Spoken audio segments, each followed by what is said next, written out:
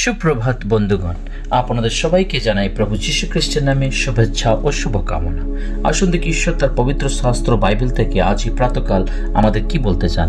আজ প্রাতকালীন অধ্যয়নের জন্য আমরা বাইবেল থেকে ইফিসীয়র পত্র তার 2 অধ্যায় 6 পদ পাঠ করি। এখানে লেখা আছে, এবং তিনি খ্রিস্ট যিশুতে আমাদিওকে তাহার সহিত উঠাইলেন ও তাহার সহিত স্বর্গীয় স্থানে বসাইলেন। হ্যাঁ বন্ধুগণ, এবং তিনি খ্রিস্ট যিশুতে আমাদিওকে তাহার সহিত উঠাইলেন ও তাহার সহিত স্বর্গীয় স্থানে বসাইলেন। ঈশ্বর তার সুন্দর বাক্যে আমাদের সকলকে আশীর্বাদ যুক্ত করুন। আমেন।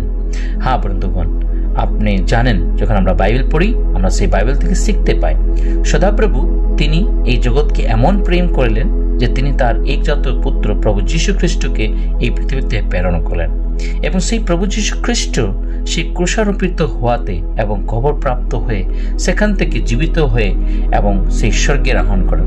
তার দ্বারা তিনি আমাদের জীবনকে রক্ষা করলেন।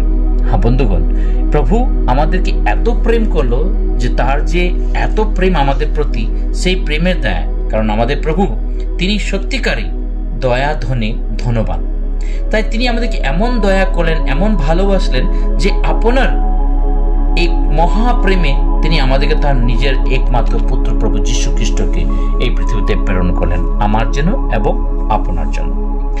আমরা যদি আমাদের জীবনের যে সমস্ত পাপ, আমাদের জীবনের যে চরিত্র, আমাদের স্বভাবগুলো যদি আমরা দেখি, তা আমরা দেখতে পাই যে আমরা সত্যিকার মৃত্যুর যোগ্য। আমরা মৃত লাভ করা আমাদের যোগ্য ছিল, কিন্তু প্রভু যীশু খ্রিস্টের সহিত আমরা জীবনকে লাভ করেছি, জীবনকে পেয়েছি।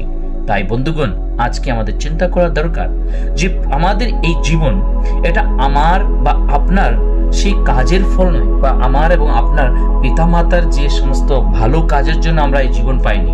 ইহা তো প্রভুর অনুগ্রহের সেই অনুগ্রহকে আমরা পেয়েছি। সেই অনুগ্রহ দ্বারাই আমরা সেই পরিত্রাণকে প্রাপ্ত করেছি, কারণ লেখা আছে যারা প্রভু যীশুকে গ্রহণ করেছে সে পরিত্রাণ পেয়েছে।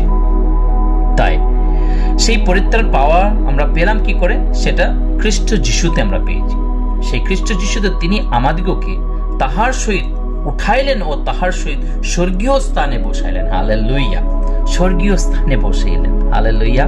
প্রভু আমাদেরকে সেই অধিকার, সেই অধিপতি তিনি আমাদেরকে বানিয়েছেন। আমরা সেই স্বর্গরাজ্যে অবস্থান করতে পারি, স্বর্গরাজ্যে তার সাথে আমরা তার বারিশ হতে পারি।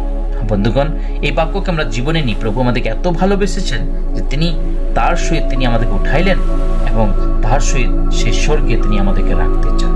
তা আসুন আমরা সেই প্রভু যিশুর সেই বাক্যকে স্মরণ করি যে তিনি এসে বলেছেন, আমি পিতার কাছে যাচ্ছি, তোমাদের জন্য কুঠুরি তৈরি করছি, একদিন আমি আসবো, তোমাদেরকে নিয়ে যাব।